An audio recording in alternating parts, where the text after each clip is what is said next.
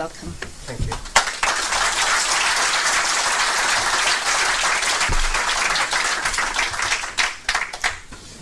Okay, so this, gosh, this thing MMT began in around the early 90s, and the sort of partnership when Warren and I met up was about 94, I think, and in different ways we'd been cooking up stuff, and then when we met, the project really began. Warren had done prior work on the monetary side and the banking side. I'd done prior work on other aspects of it, the buffer stock aspects. And my neck's going to go crazy. And that's when the MMT project began. And we used to laugh when we'd meet up that we could count the MMTs on one hand with spare fingers. And it was 2, 3, and Warren recruited some people, and it started from there, and spilled over to 2 hands, and we were really engaged. Warren was engaged in financial markets, and he'd have these annual events where we'd sort of talk to financial market people, and obviously I and Randy were engaged in the academic side, and we were building what I now call a body of work, the principles, and Warren's given a really good introduction to those. And then I remember one day we had a meeting, Randy and Warren and I were there, and I'd just been to an IT seminar because I really like coding and that sort of stuff, and I'd been to an IT seminar announcing the concept of a blog, a weblog, and I announced to the Randy and Warren, can you remember that, Warren? Yep. I said, I'm going to start a blog, and I remember Randy was quite impolite, and by the way, I just love England. I was out running this morning. Come on. I was out running this morning. Polite got me going.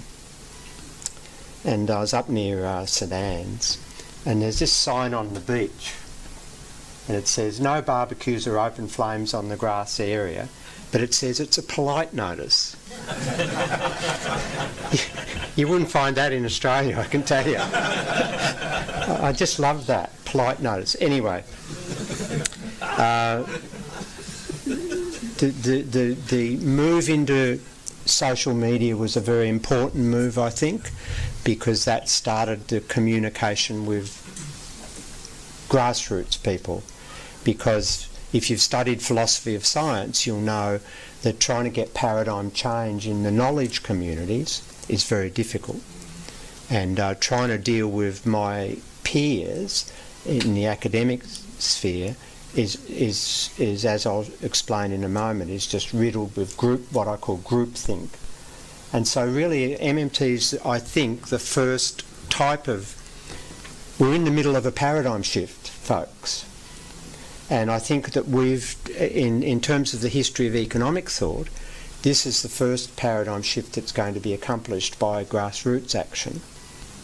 And that's a really significant event, and you're going to be all part of it. And when the historical line is drawn, you're going to be on the right side, unless there's some closets in the room. All right, so that's sort of a bit of an introduction. Check out some of these headlines. Now, this was in Bloomberg, this was in some other, blah, Krugman, Summers, Rogoff, all of the sort of heavy hitters in the mainstream economics in the recent period have really come out and are trying to kill us off. This particular quote here is not a quote. It's wording from a bill that's before the US Senate, where 5 Republican senators have actually proposed a bill which seeks to condemn us because we're a danger to the economy of the United States. So, ladies and gentlemen, we're making progress. But I know Larry Fink, so I think he did it just to give me a little shot. yeah. I mean, I love the one that it's grotesque. I've always fancied I was okay.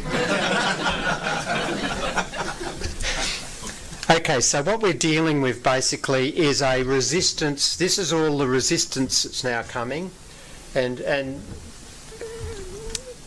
paradigm shifts go through stages, and we were ignored for about 20 years while we were cooking up the body of work, and now we're into the stage where we're clearly a threat to the mainstream.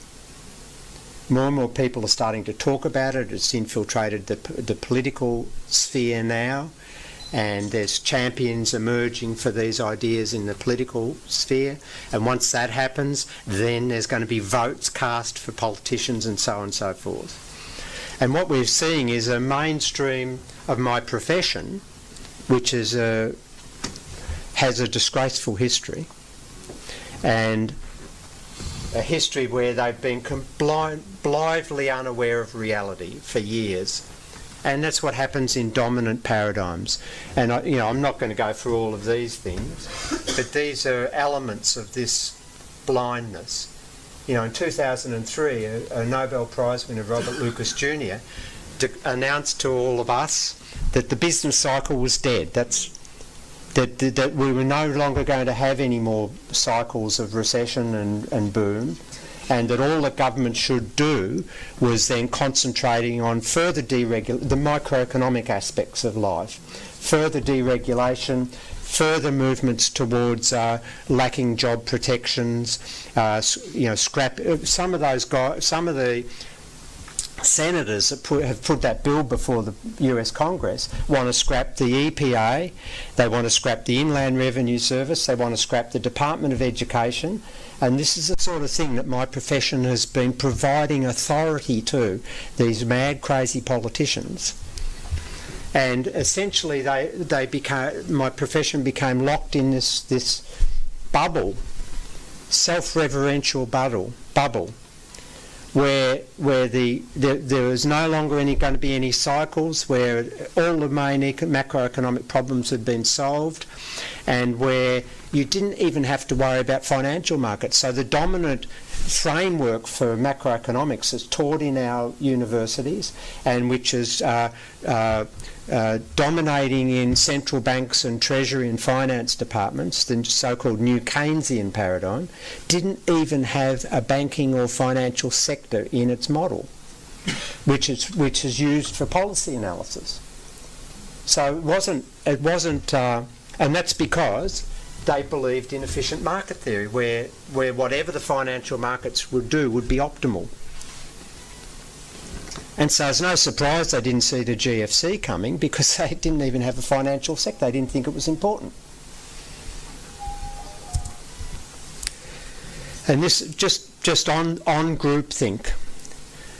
What we're now in the phase of is seeing what Imre Lakatos, who was a famous philosopher of science at LSE, called a degenerative paradigm.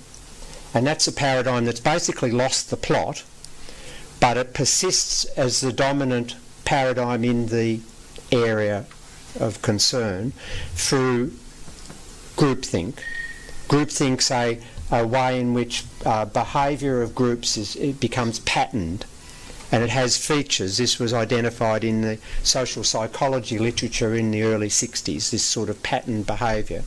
And a sort of mob rule develops where it filters out dissent through various ways, graduate programs. I was telling Warren yesterday that when I was doing my master's work before PhD, a senior professor, Parrish, Martin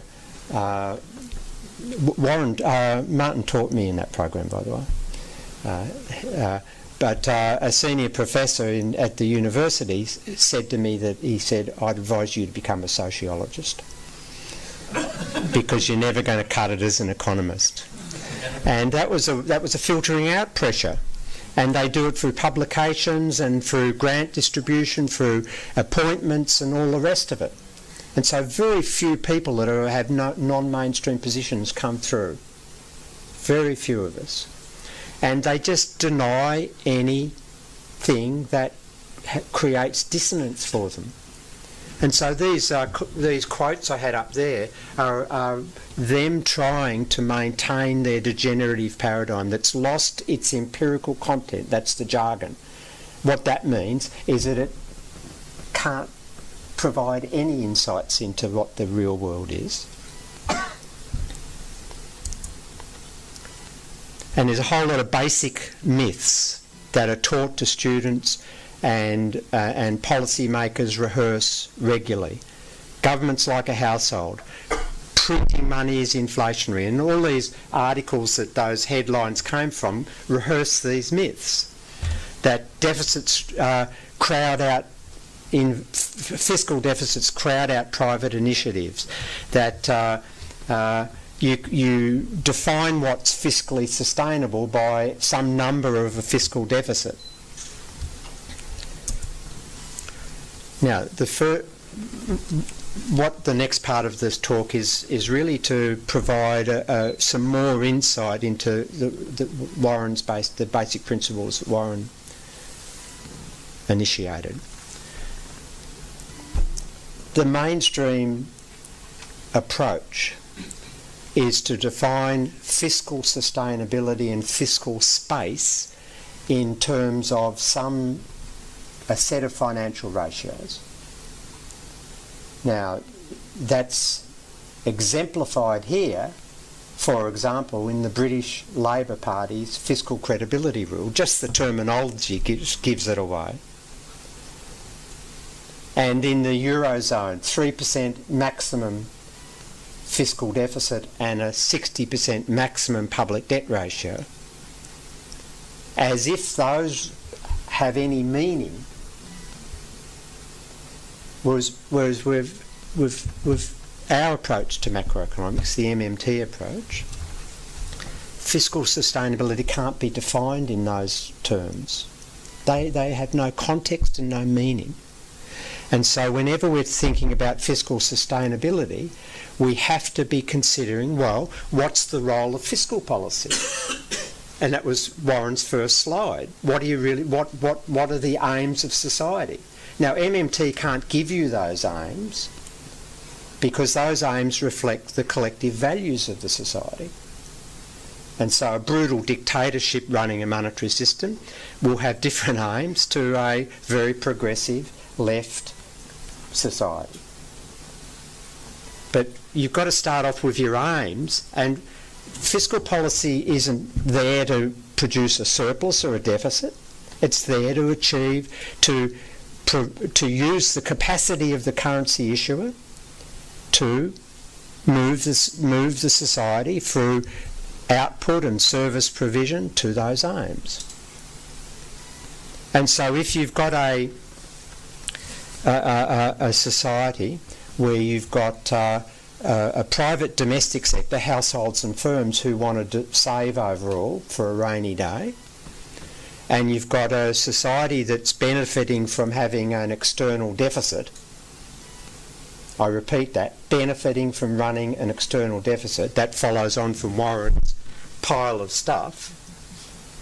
And what Warren didn't say is that what the macro of an external deficit means some of the income that's being produced in a period is going to be leaking out of the economy.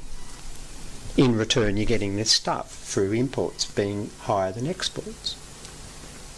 And if you've got some of the income that's being generated domestically not being recycled back into spending in the next period because the households and firms are desiring to save overall, then you've got a basic macro problem, because if nothing else happens, you'll end up with recession. Because income is being produced by firms on the expectation that they'll be able to sell the stuff. And so if they produce the income one period and it doesn't all come back next period in spending, they'll realise they've made a mistake and they cut back. And so the only way you can get out of that bind, there's only one other sector left, and that's the government sector. And that establishes why typically you'll be running continuous deficits to maintain stable growth and full employment. Typically when a government runs fiscal surpluses, a recession soon follows. Now there's some countries that can run fiscal surpluses and satisfy the domestic need to save overall. And that's countries like Norway that have got very strong export revenue coming in. But they're in the minority, extreme minority. So when we talk about fiscal sustainability, the first question you've got to ask yourself is, what do we want to achieve with fiscal policy? And we want to maintain high levels of activity so that nobody becomes unemployed. And that's just a different way of saying what Warren said anyway. Another thing that we need to focus on is this concept of depoliticisation. And I'm not going to go into each of these, but the tendency over the last several decades has been for those in charge of fiscal policy, that is the currency issuing government, to become obsessed with running contractionary fiscal positions and realising that in our democracies that's unpopular because it causes unemployment, it causes loss of services. Tomorrow I'm giving a talk to local government officials in London about the disastrous situation in that austerity's caused local councils, and it's the perfect example here. That what depoliticisation has done under this austerity mindset is that the decision maker pushes the responsibility and the identification of the costs onto an external entity. So in Britain, for example, the local government officials are getting pilloried because libraries are closing and essential programs are being shut down because of the loss of income. But the actual cause is central government. And, you know, Britain is the perfect example of this as well, because of, if those old enough to remember, the mid-70s, when a Labor Chancellor, Dennis Healey, told lies to the British people that the government was just about to run out of money and would have to borrow from the IMF. That was depoliticisation. What he wanted to do, he'd become infested with monetarism. What he wanted to do was impose austerity. He knew it wouldn't be the unions, the wage agreement at the time. He knew that wasn't going to be popular, so he had to invent a story that, oh, we've got no choice. That was the beginning of TINA. Margaret Thatcher didn't invent TINA. Dennis Healey and James Callaghan did.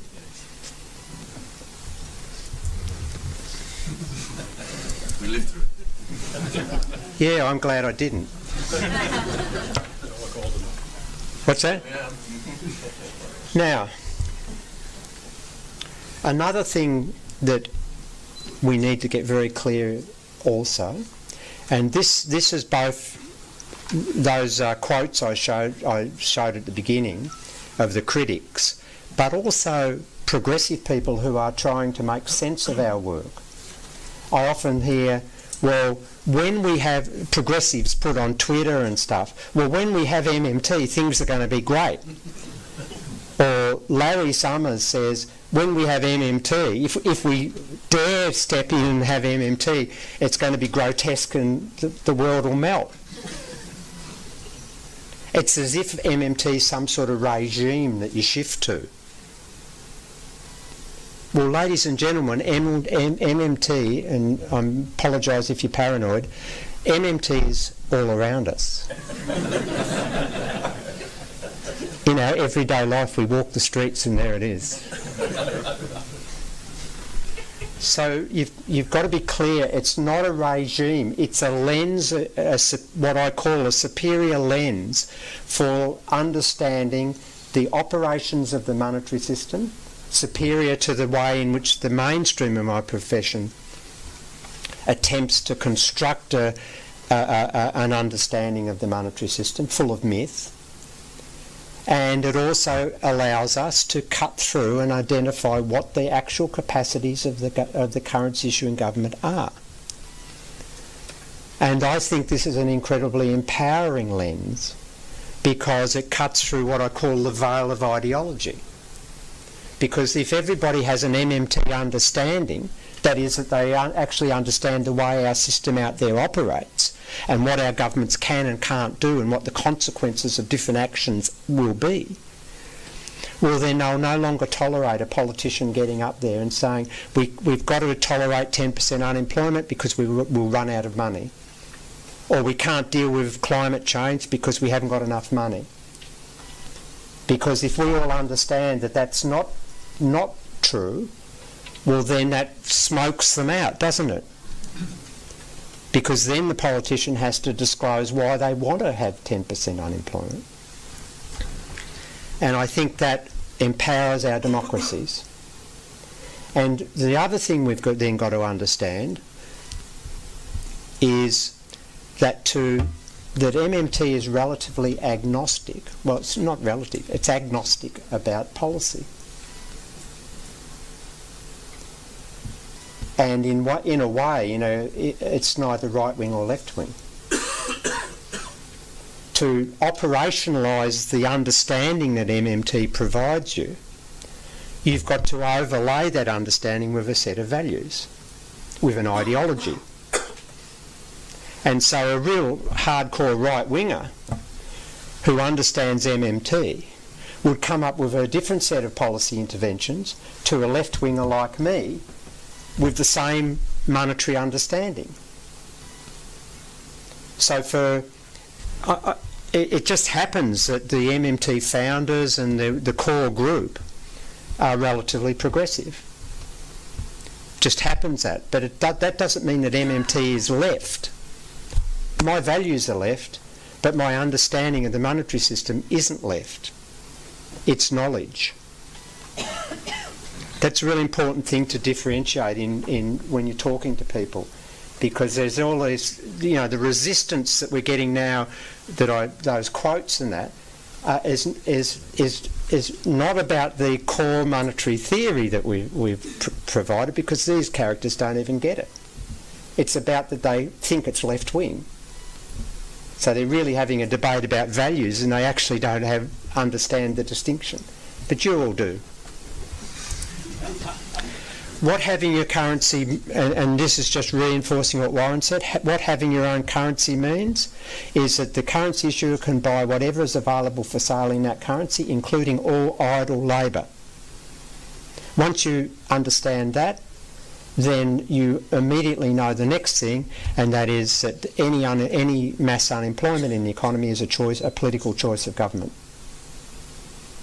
It's not something that's come out of the ether, it's not market driven, and none of all of that's true. It's not because people are lazy,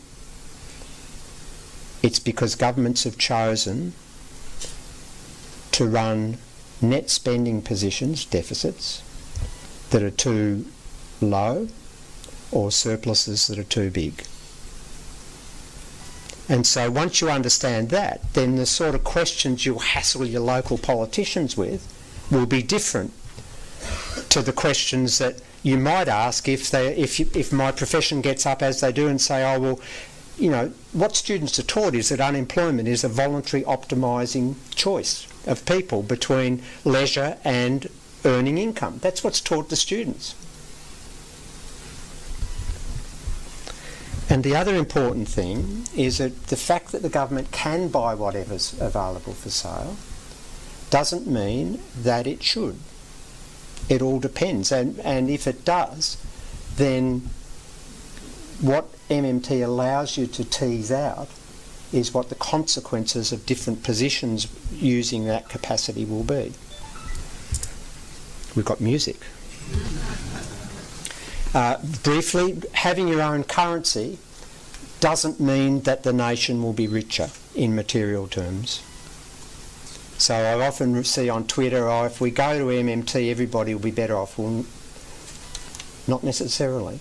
A poor country that doesn't have... What MMT says is that the available real resources that you have in the nation, plus those that you can induce from others through trade, can always be fully used and made productive.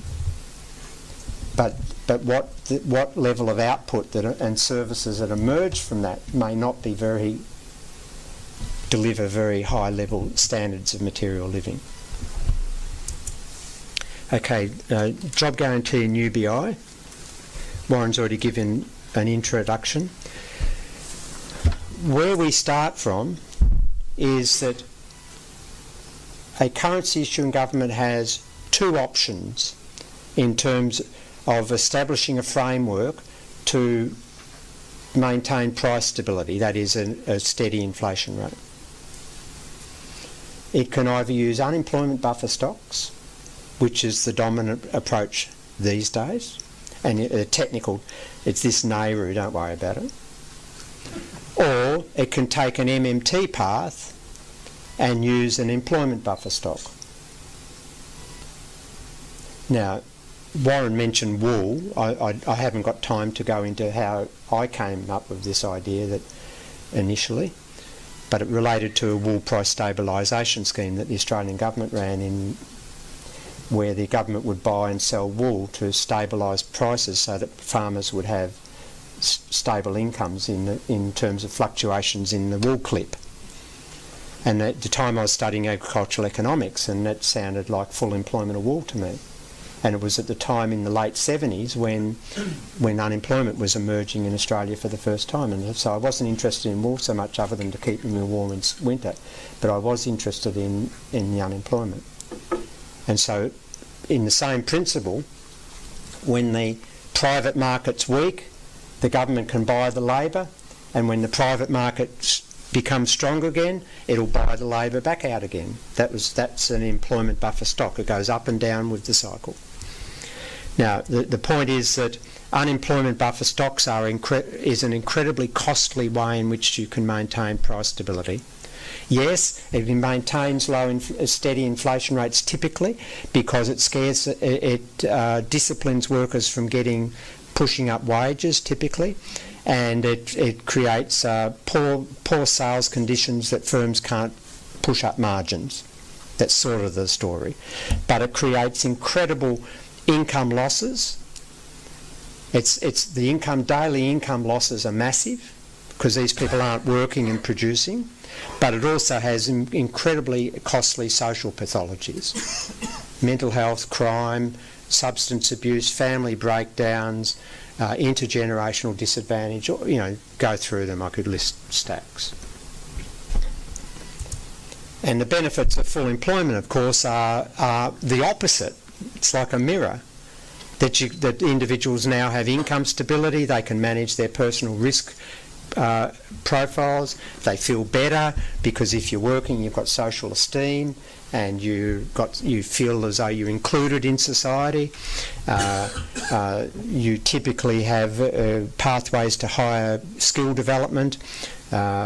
We know that poverty can relieve unemployment. I've been involved in a scheme in South Africa, a public works scheme, which in the first 5 years employed 1 million people, and everybody in that program moved above the poverty line. It was just so obvious. This was a program that the IMF didn't like, obviously. And intergenerational stability is a really important one. If the only thing that happens from a job guarantee is that children grow up seeing their parents go to work each day and don't inherit the disadvantage of being in a jobless household, well then that would be sufficient to justify a job guarantee.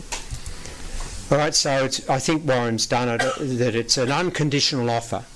You just float a job offer at a minimum wage that's socially inclusive.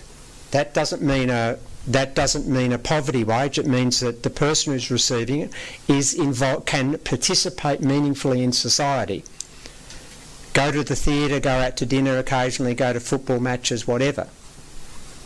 It's not a pittance, it's not just a mere consumption wage. But that sets the minimum wage.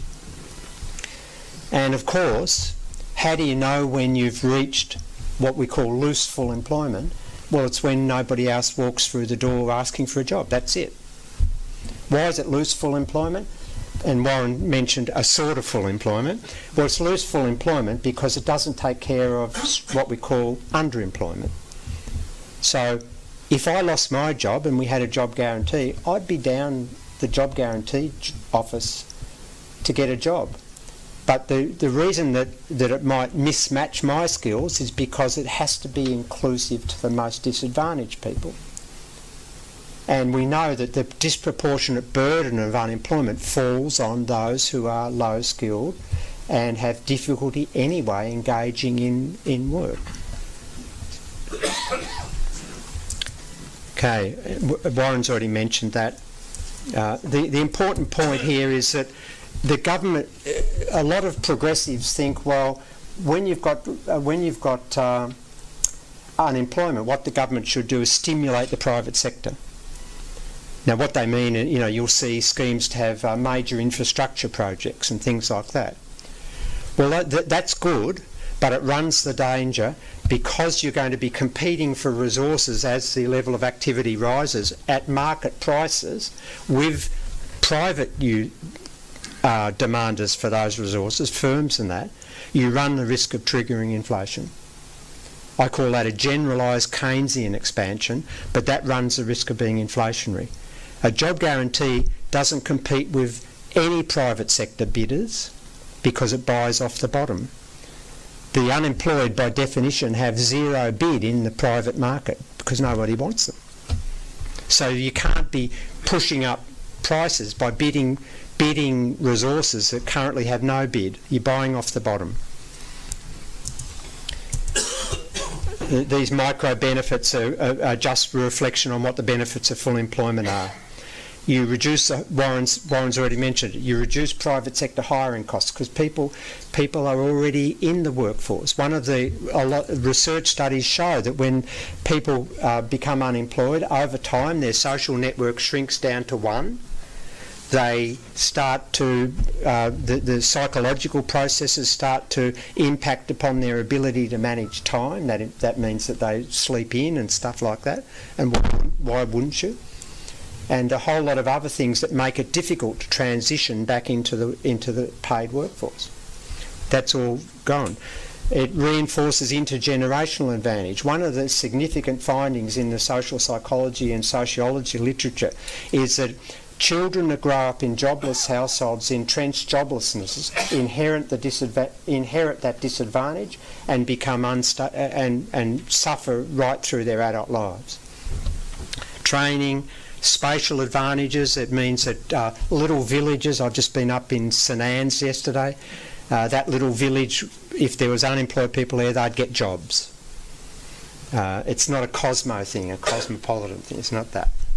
It can support, it can be an essential part of environmental sustainability because the sort of jobs that would be approved would have to be green, and so on.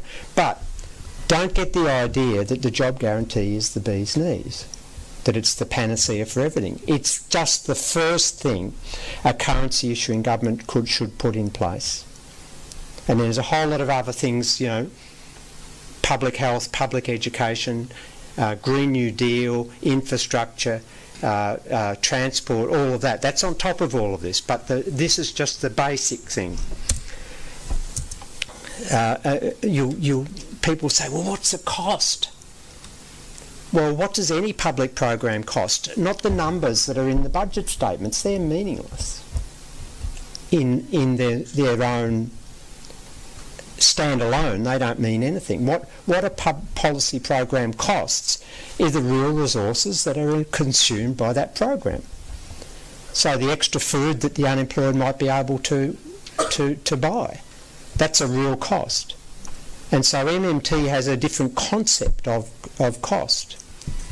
And so when I see politicians say, oh, well, it's going to cost $13 billion, so what? What does that mean? Okay, there's all this stuff about are the jobs real? I mean, the easiest way I think about that is that how many of you have been asked when you go to the supermarket to pay, have you got a real job? I've never been asked that. I've never been asked that. So this idea of a real job is just another ideological way of avoiding governments taking responsibility. And, you know, my research centre has done very large-scale research in Australia of local government agencies, and we've identified hundreds of thousands jobs, which is more than the unemployed, that will meet community need, that will meet environmental care needs, that will never be delivered by our market process, that is a private profit process, which add net social benefits. That's a real job. We're so conditioned to think of productivity in terms of something that adds to private profit, whereas productivity, in the way I think about it, adds to social profit. So, you know, all this stuff. I also see that it's radical, because at the moment our societies aren't conditioned to accept a state where people who could be productive will take free income from the state and not do anything. We're just not ready for that. And that's going to be my next slide. But what the job guarantee can do, because it's operating in the standard paid work paradigm, what it can do is start pushing the boundaries on what we consider to be productive work. And so I've advocated that musicians should be offered job guarantee. The greatest in Australia, the best income support for musicians is the dole, the unemployment benefit. And as a musician, I know that's worldwide. I know that.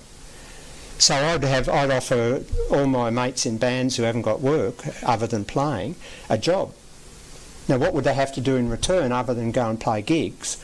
Well, they'd have to go to school. They'd have to go to schools and teach and do rehearsals in school halls and teach kids about how guitars work and how to compose music and how to get on with each other in bands and stuff. That's the big one. And, you know, I go surfing. I'd hire the surfers in the job guarantee. Now, what would they do other than surf? Well, one of the big problems in Australia is in summer people drown in the beaches because they don't understand water safety. So there's a huge role, because I jump in the most dangerous parts of the beach, because the rips take you out to the break. So they're ways, they're just examples that, you know, that I associate with. But I just walked up from somewhere here, and I've just saw thousands of jobs that are currently not being offered in Birmingham that could be offered, that would add to public value, and you could have many examples. But it's pushing the boundaries, that's the point. Okay, basic income, why not? The progressives have become obsessed with basic income. And I think I heard John McDonald the other day talking about basic income, for God's sake. And I've got a general rule: when the CEOs of companies who have some of the most pernicious labour relations, like Amazon, start advocating for something, I get suspicious. And why I'm opposed to basic income is because it surrenders to the neoliberal myth that the government can't do anything about unemployment. It gets the understanding of what causes unemployment completely wrong. And it's morphed over the history of the literature. It's lately about robots. But it gets the, you know, what Warren told you at the outset, why unemployment occurs. Because the deficit's too low. That's it. And I'm against the UBI because it's an individualistic approach. It's a neoliberal approach. We used to be involved in collectives. We related to each other in collective terms. Now we're relating to individuals in individualistic terms, as looking after themselves, and we're constructing these individuals who haven't got enough money as mere consumption units. Oh, they haven't got enough income, or we better give them some so they can maintain a minimum amount of consumption. The CEOs want that so that people can still keep buying stuff. But that's not how we should construct individuals. Because if we offer an individual paid work, we're not only offering them an income, we're offering them inclusion in the mainstream society. We're offering them a chance to join social networks and meet their future partners and feel good about themselves as part of the values of society. That's why I hate UBI. And the other thing is that if you want to make the UBI sufficient to provide a good material standard of living, well then you create inflation. There's no anchor. Whereas if you want to avoid the inflationary pressures from it, you've got to make it so pitifully low that it doesn't accomplish any poverty alleviation anyway. Okay, so last thing I want to talk about in this room is EU.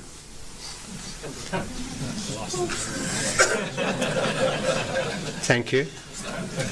And we've been in Edinburgh and Glasgow the last 2 nights. Whatever. And you've got to appreciate it. It's in the middle of the night for me. And, you know, the Scots are in a real bind because they now want their own currency, but they don't want to leave the EU. And you know the referendum results. You know, the Remain was very strong in Scotland. But what they don't get is that the RUK, as we call it now up there, RUK, I love it, with a small r, the RUK is already declared, as you all probably know, that the continuing nation is going to be RUK. If Scotland becomes independent, then the legal entity that's currently called the UK is going to persist without Scotland. Now, why does that matter? Well, that's because the UK doesn't want to surrender its position on the Security Council of the UN. Because if it agreed that there were 2 new nations, that's what would have to happen. Now, why does that matter for Scotland? I'll come back to Brexit in a sec.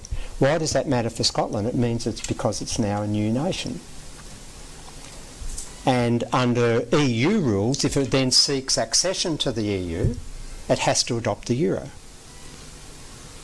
So that's this pickle Scotland are in. Now, we've moved the debate in Scotland from Sterlinisation. They've now basically got over that nightmare. But now they've got to embrace the EU thing. But you've got to embrace it before that. And here's a perfect example of how we differentiate between MMT as a body of work and then put values on top of it. Because, in effect, MMT as a core body of principles is agnostic about membership of the EU. So on Twitter I see MMTers say, well, MMT says we've got to be out of the EU. Who says? Bill Mitchell says. Well, that's conflating my values with my understanding of the way the monetary system works. And as a progressive individual, I hope, on the left,